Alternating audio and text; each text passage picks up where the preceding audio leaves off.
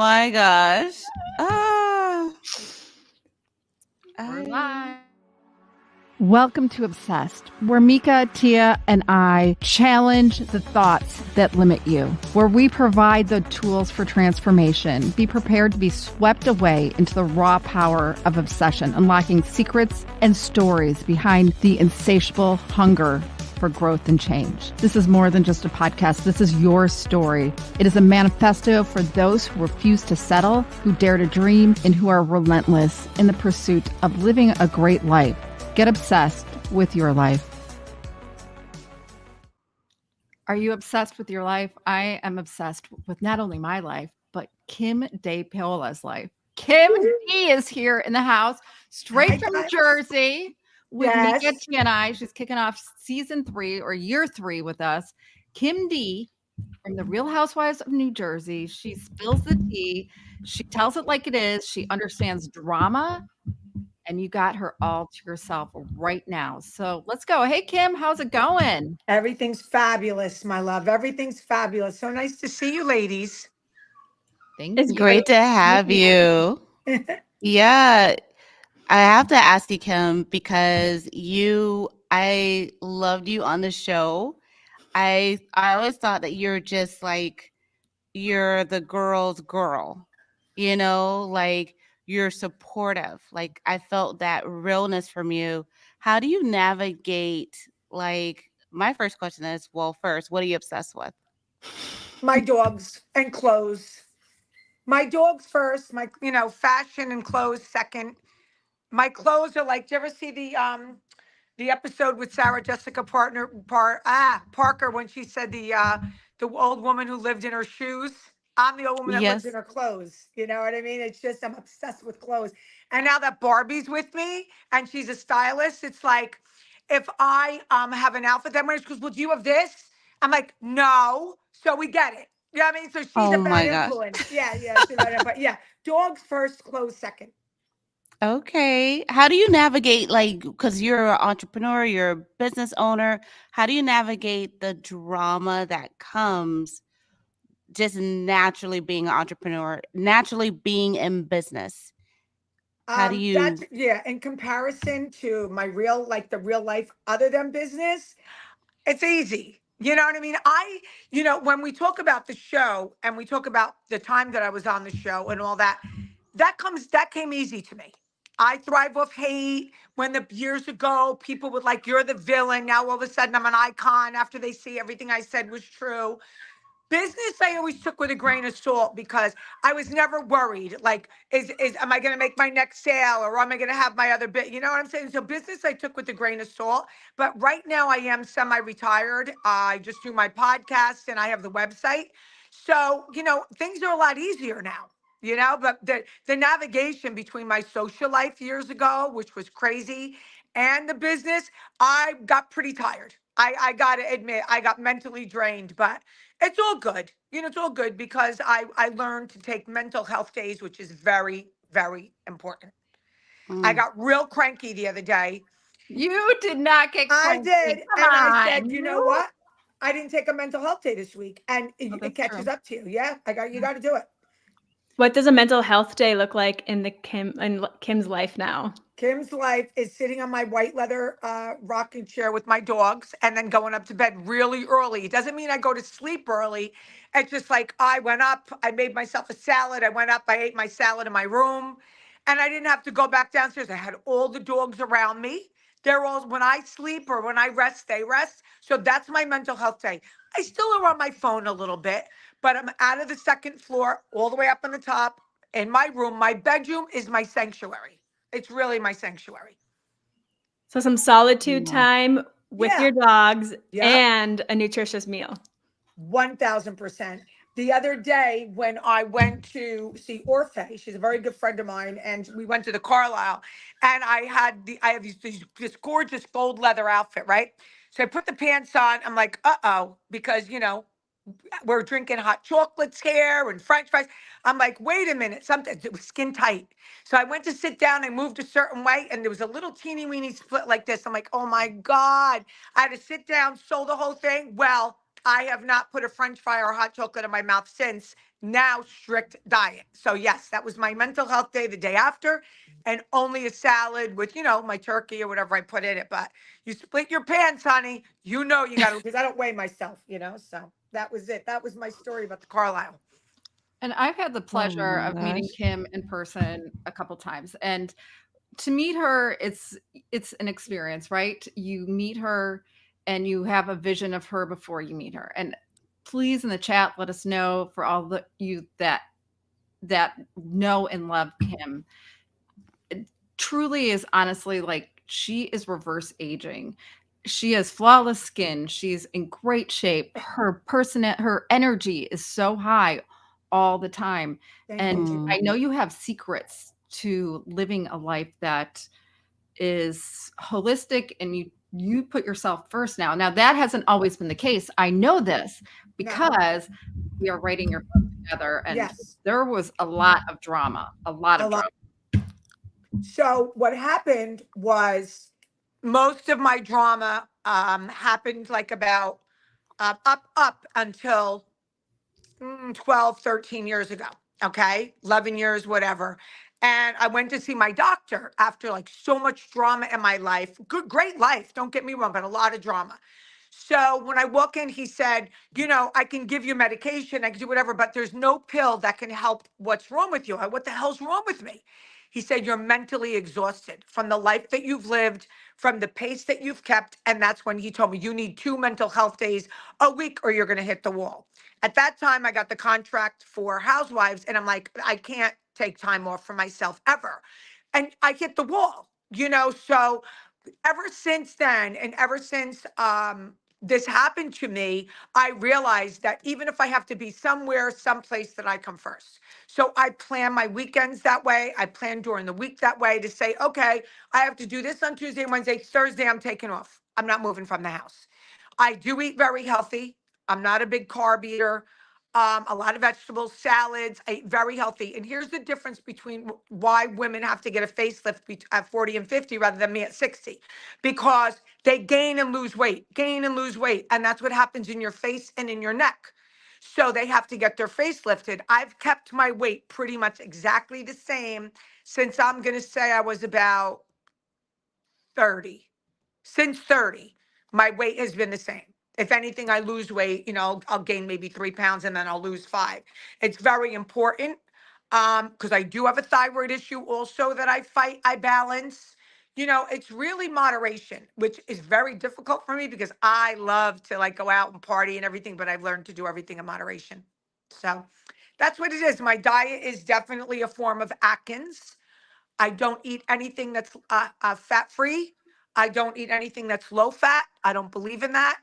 I don't eat red meat only because I'm kind of like an animal activist type thing, but I do eat turkey, chicken, a lot of proteins, a lot of vegetables and salads, but I'm not a carb eater. My treat when I went to the Carlisle is I got French fries because that was my treat, so that's it. That's really what I do. You got to keep your weight, you got to eat healthy, and you got to keep your weight right, so, and that's what I do. And I don't really eat after, what would you say, 6:30, Barb?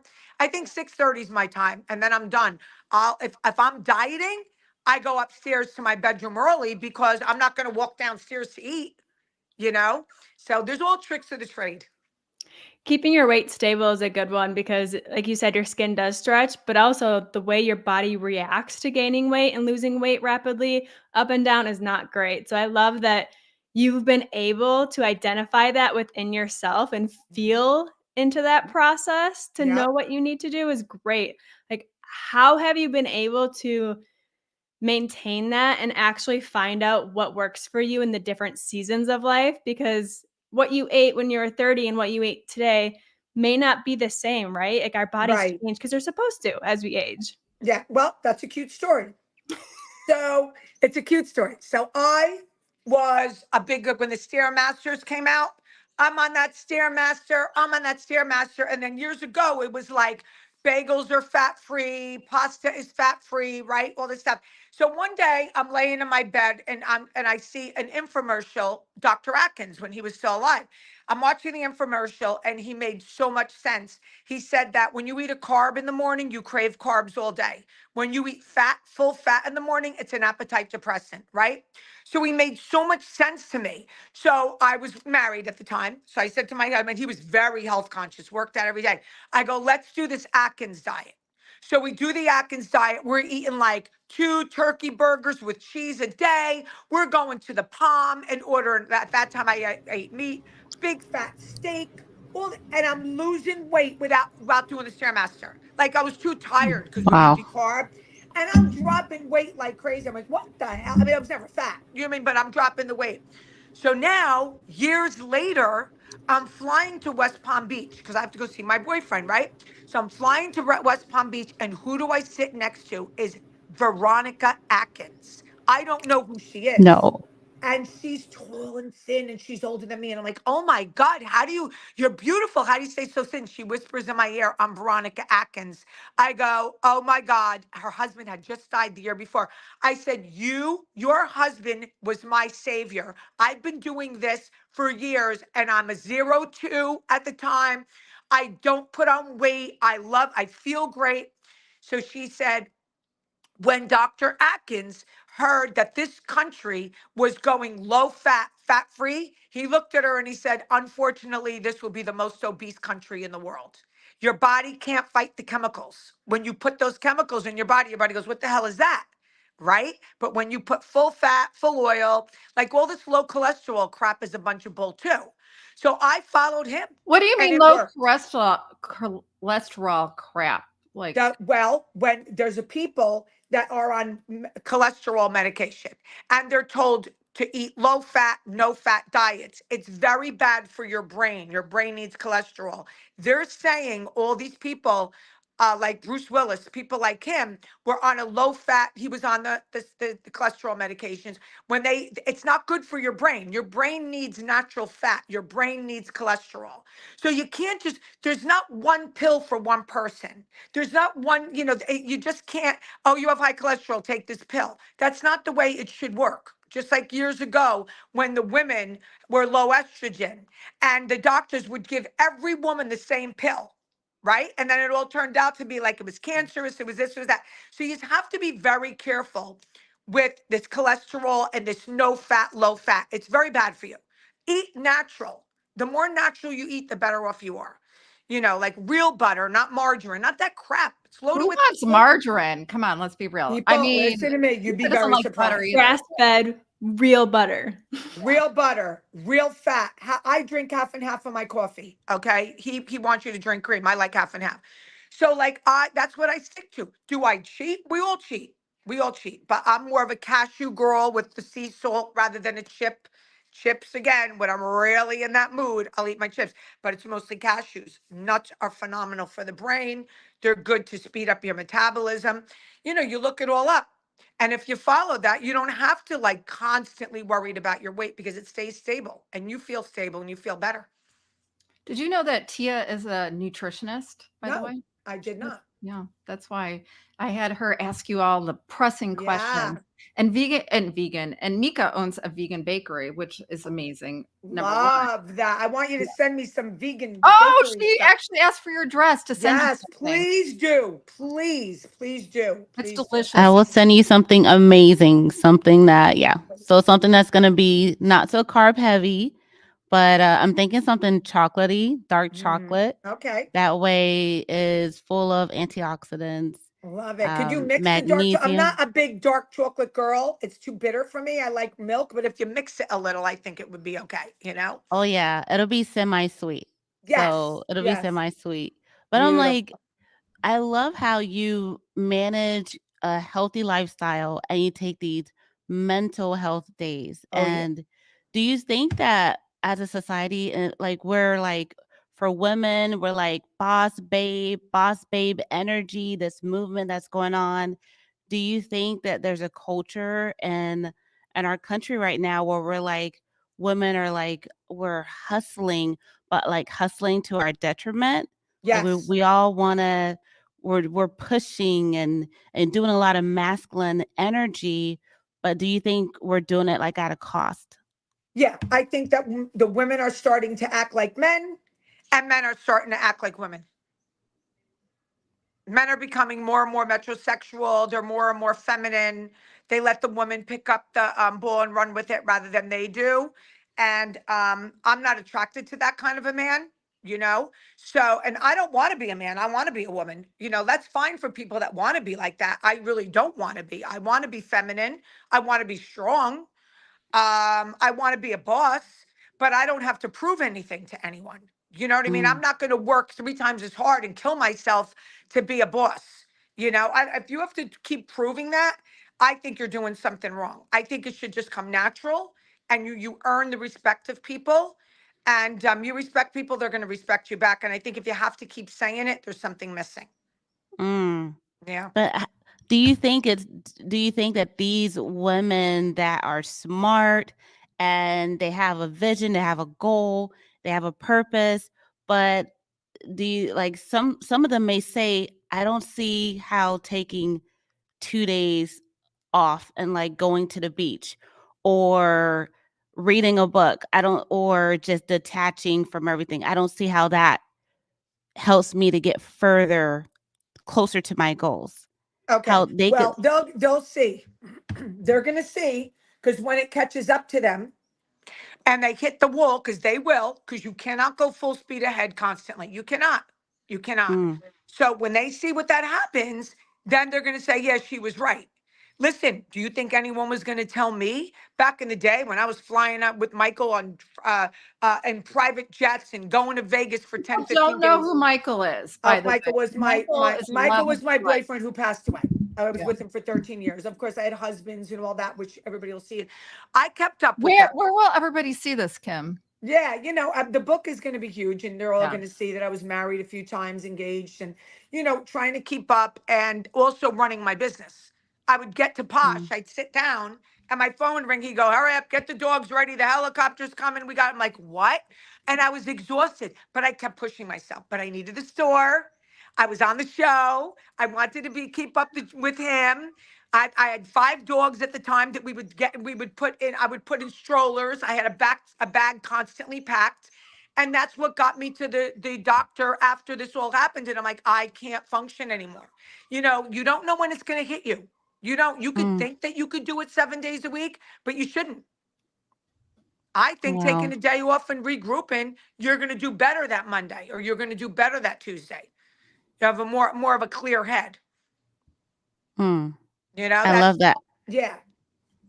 Wow. And So oh, go ahead, Meeks.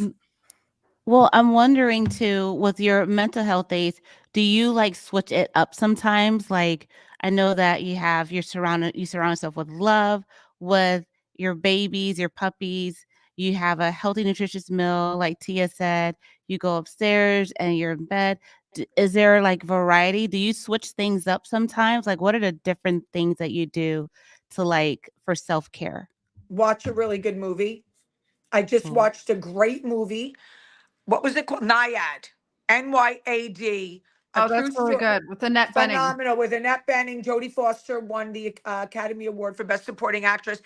It was just a mind-blowing experience to see a 64, 65-year-old woman swim from, and that, listen to me, that gave me so much inspiration, to see that, she did it at 64, that people can't do at 20 and 30. She did it. And when I watch things like that, it's so inspirational. And of course, then I'm also obsessed with The Godfather. I can tell you every single word. My Cousin Vinny, The Bronx Tale, I'll watch The Few Good Men. I can watch those over and over and over. Like, I get my mind off of things and watch my movies. The same ones. So that's another thing. I delve into. I'm a major news person. I'm always watching news, which that can be a little crazy too. So I'll turn off the news. I could sit in my chair and I don't have to go to my bedroom, turn off the news and watch a movie. Or I like a lot of miniseries. I like a lot of series. So that's another way. When that's going to a spa, that doesn't do it for me. I like getting facials, but that I don't consider that a mental health day. That's not my. No, you still have to get in your car, drive there. You know what I mean? Sometimes it can be stressful. It's really my home. You know, being in my Mm. home. I'm a Taurus. I love my home. I love my candles. I love my home. Right? Yes, for Taurus, we love our houses. Jules is a Taurus for Yep. everyone watching. She's a Taurus. Yeah. You Tia, know, what are you? I'm a Pisces. Ah, Pisces. yeah, Nice to Mika, meet does. what are And you. then you? Libra. Libra. Okay. Yeah, Yeah, I get yeah. along very well with Libras. Very, Do you, very good. do you know a Tauruses and lot? Libras, yeah. Do And you know a lot Pisces. about the astrological charts, like being Pisces, Libra, Taurus? Like, what is the interaction? Well, I'm I know some, you know some of them, but like I could sometimes tell when someone's a Leo, very sure my mother was a Sagittarian, two of my husbands were Sagittarian, my mother's husband was a Sagittarian. So I could tell a lot about those. Scorpios cool too. Scorpio, yeah, we got to be careful of your Scorpios. But Barbie's a Scorpio. I could tell sometimes I'll look at somebody and go, "Are you a Leo? Or are you a this and that?" Now you want to talk about Taurus. I'm a Taurus. Teresa Judice is a Taurus. Jacqueline's a Taurus. Teresa's new husband's a Taurus. And I'm a What? Taurus. Yeah. Isn't that Oh wild? my Uh-huh. gosh. Yep. Yep. So we could listen, Teresa, I, and Jacqueline, we were like three musketeers. We really got along great at one time. We're getting our way back, but we're almost the same person with maybe some different flaws, so but I like to get involved in that. I like to read up on it. Especially if you meet like a guy I used to years ago. If I met a new guy that I liked, couldn't wait to wear like the love books where it says how a Taurus woman is with a Leo man, or how it like I loved all that. I loved it. I haven't done that in a while. I also want to hear, Wow. as we're going on your journey, as I'm walking through your journey from the day you were born to the day right today. Yeah, Men, the big boys have been such a constant companion in your life, but not for the past, what is it, 11 years? 11 years. Well, they're still in my life. It's just that I'm not in a relationship with them. Well, I mean, what was a turning point where you recognized you are in charge of your own life and you don't need to be like Jerry Maguire and have someone complete you?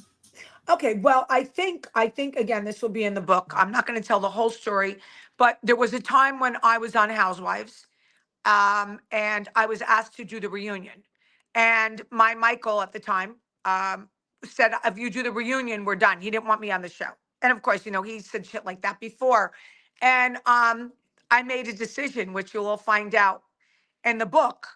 And I really truly believe that that's when I made up my mind. At first, I wasn't going to do it. And then I thought about different things. And then you guys will see in the book what my decision was. And it really changed who I was, and knew I gave myself so much power. And, it changed my life a lot. It changed my life a lot. So, yeah, that was a turning point when I was with him, and I decided to do my own thing. I was like, listen, you do what you want to do. I'm going to do what I want to do. That is phenomenal that Mhm. you make sure that you're assessing the situation and you're like, no, I'm gonna do what I feel is best for me Correct. and make a decision that I can live with. A Yep. lot of times we're making decisions for someone else. In this case, it was probably like For Michael Michael, yeah. or someone else. And for we do those things, we kind of like chip away at our own voice, our freedom to like try to make a decision for others or for our families, Yeah. our Or to keep a partners. relationship together, to keep a relate, like to please them and to keep a relation together, and I wasn't going to do it. I just wasn't going to do it, and there was a lot to lose. Trust me, there was a lot to lose. And I'm like, okay, I'll take my chances. So, but that was, I believe, truly, I believe that was one of my big turning points in my life. It really was. You are one of the most confident people I feel like that I talk to regularly, and I love listening to you because of that confidence. It's something Thank that you. like the energy is palpable. It's something that it comes out of your pores, and like you bring it to the people around you. Like I can feel it even virtually. And Thank you. is that something that you've always had? Is this something that you've had to work towards? Like how is your confidence been on the journey with you? Like, what does that look like over the years and brought you to who you are now? Listen, I believe the day I was born that I had not one shy bone in my body. Okay. And I believe that I knew then that I was a little different. Like I just always thought, wow, how come that person's afraid of that? Or how come that person's afraid to say that or do that or is able to be bullied? I didn't understand. I felt bad that they were being bullied, or I felt bad that they were hurt, emotionally hurt. But I just recently had my cards read. Thank you, Barbie, from somebody that she knows. And she was like, she gave me a really good reading. She's like, I don't see many emotions in these cards. I'm like, there aren't really many. That doesn't say that I don't care for people. It doesn't say that I don't have people in my life that I don't love, but I'm not emotional like that. And I never was. Like, if someone said something nasty to me or whatever, I'd either laugh right in their face, or at one point in my life, I was pretty cutting and I would say something that would like cut them to shreds. I don't like doing that anymore. I really don't. I feel that it's negative and I really don't need to do that. But I've never had low confidence. Never. I always even was more confident than I should have been. I really, and I think that exuded. That's why I got these powerful men in my life, because I wasn't Farrah Fawcett. I really wasn't. I just, my looks were okay, you know, but I got the guy. I was always the one that got the guy for some reason, and I wasn't promiscuous. I think when you have that aura, or you have that I don't care mentality, men, they flock to it, So I was always confident, and I was always concerned of other people being bullied. It really bothered me. And I know from conversations we've had, you never would give your power over. You understand the power of femininity. And when we as women sit there and flaunt it all and wear like these crop tops and give No. it all up, that is not anything you espouse. Never. I hate it. I despise it. I don't like it at all. When I was like in my 30s, was it? No, in my 20s, because I left my husband when I was 30. So when it was in my 20s, like leather shorts were in style, leather shorts. So, and I was very thin after I had my son. So we're like really cool black leather shorts and like this great top, everything covered from here to here, but the shorts, with the high heels. And I remember going to this fabulous restaurant called The Archers. And my mother's friend calls her. Like, of course, there's no cell phones back then. But the next day, somebody called my mother. Oh, your daughter wore hot pants the other day, like to the restaurant. And I start laughing. Like, I showed my legs. And what didn't show my boobs. I didn't like, I showed my legs. But that was always embedded in me. Besides the way I like to dress and I believe style is, I don't believe that you should walk around showing everything. Like, I think that it's kind of obnoxious to walk around with your midriff showing and your boobs showing and that's obnoxious. That doesn't do anything for me. That's not fashion. Like all this no pants fashion thing now. I mean, give me a break, right? Kristen Stewart's doing the no pants. Who else did some of these, which I never liked her anyway. But yeah, some of these I never liked her. But it's no pants. Okay. So that you're not wearing any pants. Like, is that a statement No. that you want to give people, that you don't want to wear pants? Yeah. It's all about getting attention, right? It's all Yep. about like being able there. That's the agenda. Yep. But I got my degree in fashion. I'm a baker, vegan cafe, but I got my degree in fashion. And I always knew there was this like rule. If you show legs, don't show chest, don't bare Correct. chest. If you show cleavage, don't show legs like Yep. or arms, like you choose.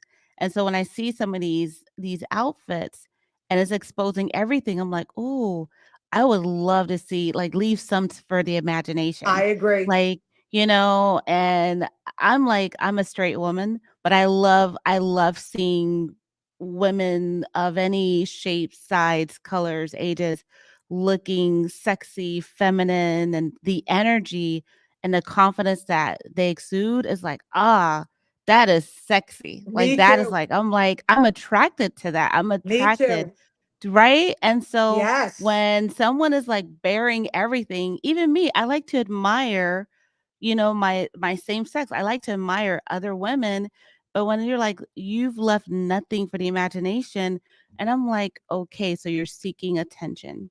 That's what it 1000%. says, And they're and insecure. You have to understand yeah, they might look like they're secure in themselves. That is as insecure. If you have to show every little thing 24/7, you are probably the most insecure person. You got to constantly look in the mirror. You have to flaunt every asset that you think you have. Very, very insecure. Very insecure. yes, Yep. yeah, Hamilton, you're right, Hamilton. You're totally right. Yeah, I just saw what he wrote. Flirting, being sexy and classy is almost a lost art 1000%. 1000. What it's so sad.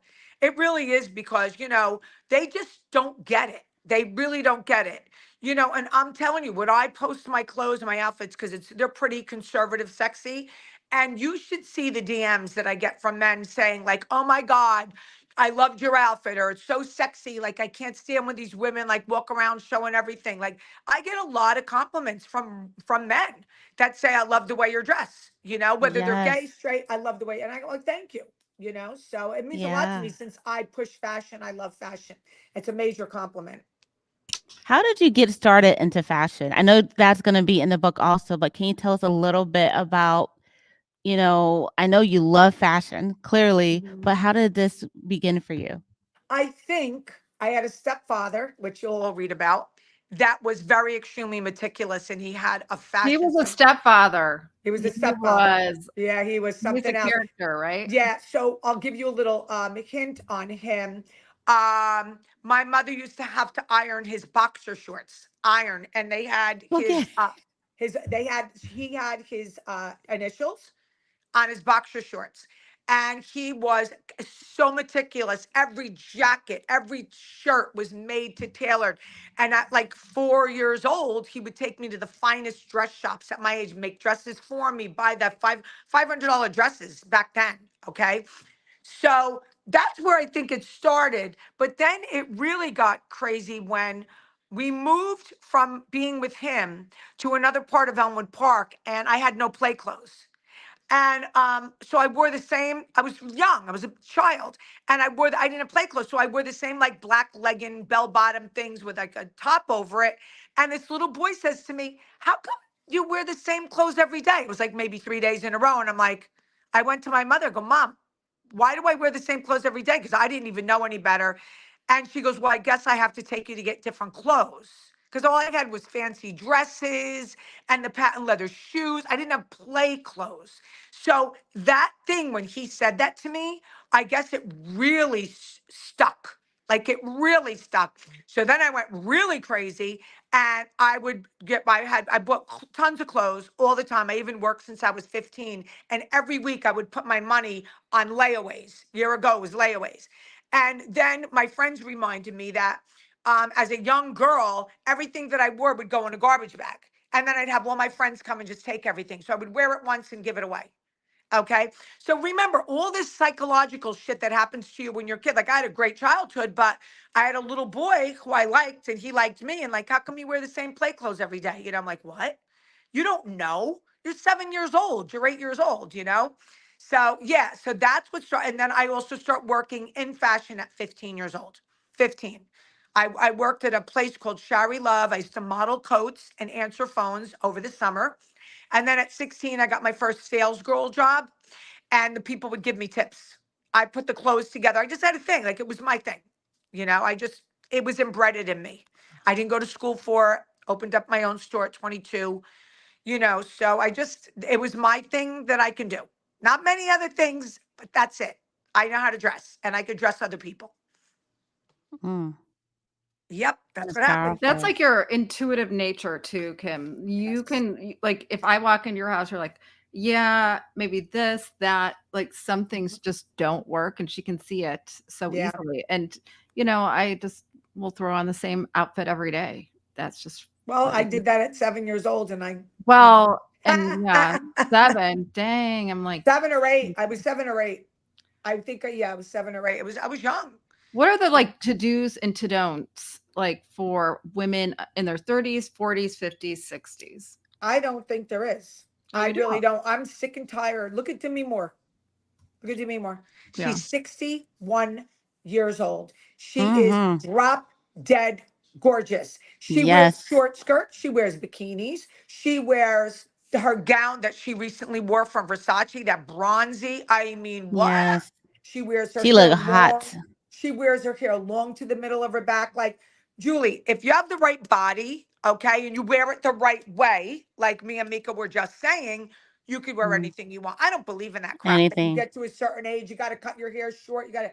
I changed my hair so many times. I'm like that Barbie where you pull the hair out and you put it back in. Remember that one? I don't give a shit. Like if I want to cut my hair like this tomorrow, I'll do it. And then I'll put the extensions in.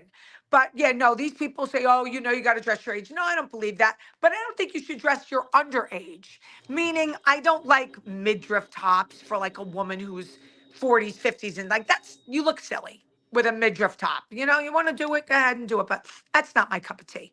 Low hip hugger jeans, Leave I something to wouldn't the do it. imagination, ladies. Yeah, I wouldn't do that. Like, I wouldn't wear a midriff top. I would be like, that's a little much for, Wow. like, a lot of the I'm Jersey girls do that. I'm like, this 22-year-old Kim was opening her first store, Kimberly's Boutique. Kimberly's Boutique. Like Tia said, like you just exude confidence. Like you don't, it feels like you did not come off as someone that I need something from outside of me to feel whole Right. or to No, feel yeah, like secure. It's like it came internally, which is that's freaking impressive. thank you. Especially at 22 years old. Yeah, but I think it was 23, 22, because I met my husband at 22, and by 23, he helped me, and I did my store. But you got to remember also, I had a very, very, very strong mother, and my stepfather was very affluent, and they built me up too in that sense where, and my stepfather, who I was raised with, I had this sense of power. It was not just independence, it was power. I was used to the power of the street, the respect on the street. We went wherever we wanted to go. Our vacations were off the charts. And I don't ever feel that I was like a spoiled brat. I felt that I was smart enough to know, wow, this is really cool that I'm living this life, and I knew that I didn't think it would be taken away at any given time, but I just respected it. Like, I respected when we went to beautiful vacations and I was able to bring my friend with me. And but my mother was, strict back then too, as far as my behavior. Not as far as where I can go and what I can do, but my behavior with her, my behavior in public. So at a young age, I saw the respect from the street. I saw respect for when people had money. And I came from a small town, Elmwood Park. And I kind of was a big fish in a small pond, but I handled it. It is what it is. But so I had a boost. You know what I mean? I didn't just wake up one day and say, oh, I'm the coolest chick and I have everything. I just it was all different things that happened in my life that kept boosting me up to show me that, like, power was cool. I still like power. Power is an aphrodisiac to me. So I got a crush on a guy right now that I wouldn't even say, because you would be like, what? Julie knows who he is. You'd be like, you got to be kidding me. But yeah, because he's powerful and he's a real man and he sticks to his word, and he has his own podcast. He's a very cool dude. And that's what attracts me, power. As I was raised with it, you know? I want to know more about that, but I'm going to save that. Save it. I know who she's talking about, and I'm just going Yeah. to tease her. You can tell the girls off camera. You can off tell the camera. girls Okay. off camera. Kim said that she would change her last name for this guy. And I'm Yeah. like, wow, that's Ooh. big. And I never did. I was married twice. I never changed my name. I never changed my name. So That is big. yeah, it's big. Well, because he's like so well respected, but he's politically charged, and I don't bring my politics into my shows. So I wouldn't say his name. Okay, we'll leave it at that then. Yeah. Yeah. Kim, you are confident, like we've been saying, and so secure in who you are. And you are very open and honest with your journey with anxiety. No. How do those things go hand in hand for you? Like, how are you able to navigate that? You want me to be really honest? I mean, I navigated with, I had to go on after my mom passed away and after I sold her house, I was okay until I sold the house because I would go to the house every day and, it was still my house. So I sell the house and 2 weeks later, I kind of fell apart. So my doctor had suggested when my mom did pass, because we were very close, to go on a little antidepressant, even though I wasn't depressed, it was more my anxiety went crazy. So I needed a little help. I got it, very low dose of that. And I navigate through like you can't like I have Xanax. I don't take it constantly, but I'll keep it in my pocketbook so I know it's there. I've dealt with anxiety since I was 30, since I left my first husband because there was enough that's when my anxiety started. And I find once you have anxiety in your life and you continuously have anxiety. And as I got older, it got the problems or the issues got harder and I have more anxiety. I don't know why. It's just really embedded in me. But listen, I have to sometimes bow out of things. If I feel that something's going to be too anxiety ridden, I don't agree to doing them. I don't agree to going certain places. I don't agree to doing things. A couple times when I was headed towards the studio, I'm like to do my podcast. I would tell Andrew, listen, I'm in bad shape right now, but I'm going to give it my best shot, right? So as soon as I got behind the microphone, I told all my viewers, listen, in a panic-stricken state. I took a little piece of Xanax before I came on. I'm going to do my best. Well, my podcast DMs blew up because everyone was like, oh my God, I'm not alone. Oh my God, I deal with it. How do you know? That's how I deal with it day by day, day by day. I'm up in my room. Thank you for sharing, Kim. I'll be in my room, right? And this is something I think a lot of people experience. So it's at night. I had a great day. Great day. Nothing bad happened. I go to go to sleep and my mind starts racing and it starts racing. You got to do this. You got to do that. You have to, and the heart, do you know what I mean? So Yep. it's a horrible feeling. And really, what do I have to do? I got to go get my facial tomorrow or I got to go be like, what's the big deal? What do you have to do? Like, I don't have to punch a clock. I'm not digging ditches for a living. I have my own home. Like, why? But you can't help it. You can't help it. You just can't. When you have anxiety, you can't help it. You just, you got to learn how to deal with it. And that's one of the ways. And I think eating healthy is very important too. It is. Very important.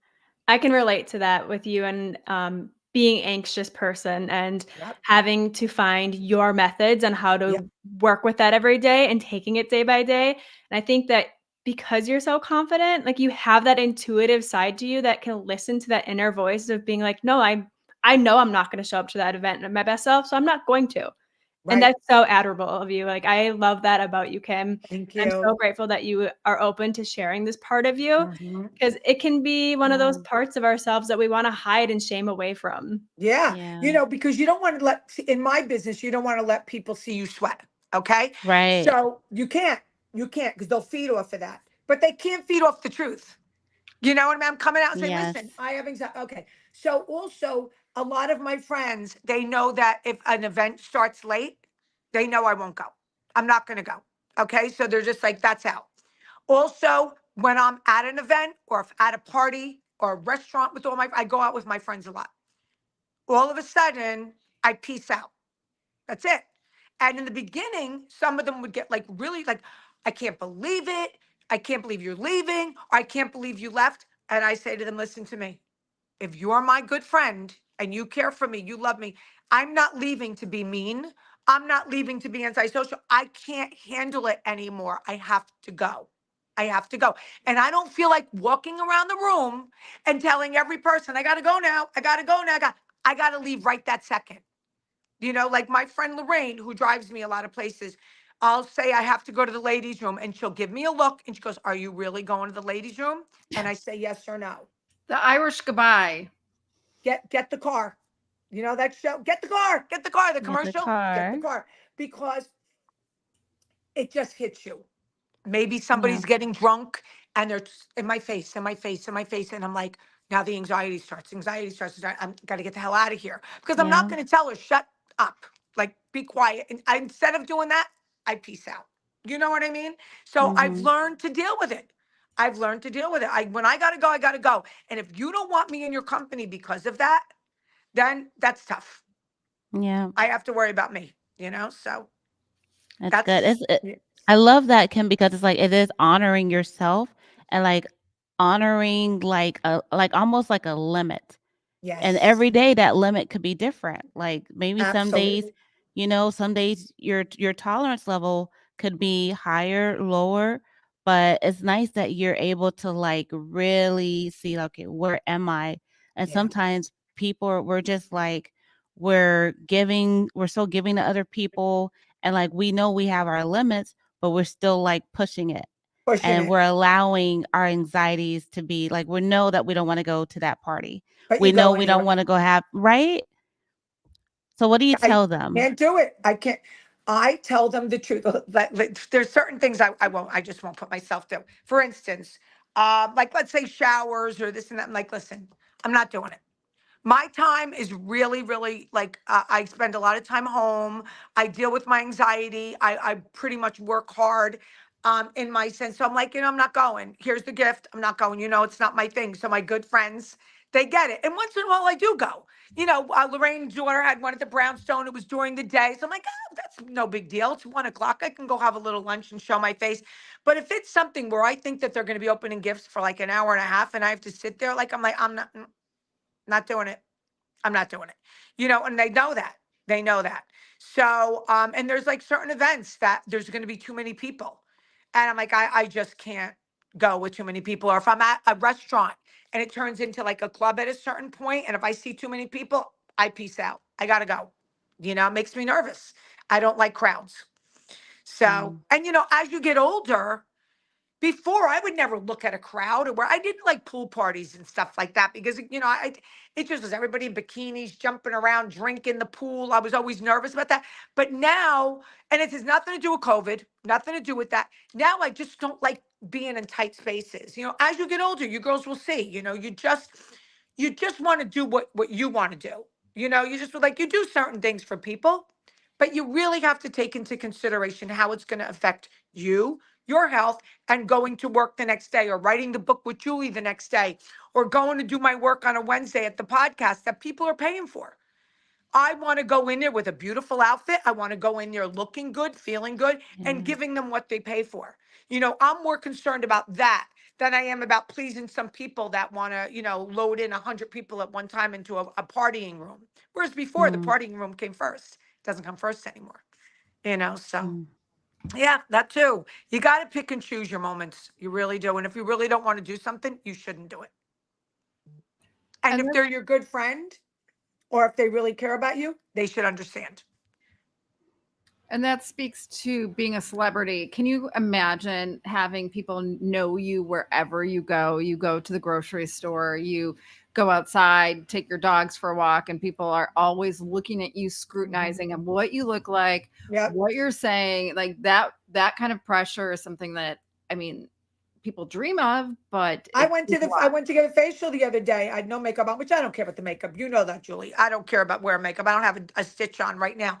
But I went to get a facial, actually a back facial that I wanted to put makeup on. And it was so cute. There was a girl in the waiting room. She goes, oh my God, can I take a selfie? I'm like, okay. Okay.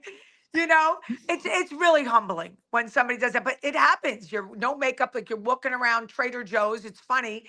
Trader Joe's. You see, I wear big gray baggy pants, my gray pajama top. And they like the one kid, he's so cute. He works there. He goes, oh, he goes, I saw you dressed like I forget. Oh, Barbie. He goes, ooh, Barbie, because they follow me on Instagram. I'm like, they probably say, what the hell? How does this girl do this? Whatever I see her, she's walking around with her ugly Uggs or sneakers and sweat socks. And, but he's like, oh, you looked good as Barbie. I'm like, yeah, thanks. But you don't care. I never really cared about makeup and all that. I never really cared. I used to get dressed up a lot more. But I don't care. If somebody doesn't like the way I look, I'm like, okay, you don't like the way I look. You don't like my face. You think it's too this. You think it's too that. I never thought that I was a beauty. I don't look in the mirror and go, oh, wow, you look. Never. I always thought that it was the whole aura, the whole package that I put together that might have made me somewhat attractive. It wasn't, it's the package that I put together when I walk out that I think makes a woman say, oh, I like the way she dressed or the way she looks. I don't think it's one particular thing. Whereas other women, their faces are beautiful, their bodies are beautiful. I never thought of myself that way. And I thank God, because I think that can get to you as you get older because you lose that. You lose it. So we're so excited that you are a part of the Obsessed podcast because we're Yes. obsessed with you. We love you. I got to tell you, I'm obsessed with what you sent me. Oh, there we go. I love this. Beautiful. So, yeah, this even just, I have this by my white leather chair. And, Julie and to Julie through Barbie. So, but now I really, really think that I want to use this in a different way, because I think going forward, when people are asking me, like, I think thoughts come to my mind, and rather than using my phone, I'd rather write them down so I could do some on my phone, some there. My thoughts on life, on being a life, because I want to be a life coach down the road. So I really believe that this is going to come, and I want to do something. Julie and I are coming up with a plan also to do something like a book like this for the people that are looking for life lessons. I can help. I'd be happy to be a part of that, Kim. That Whatever would you be need. great.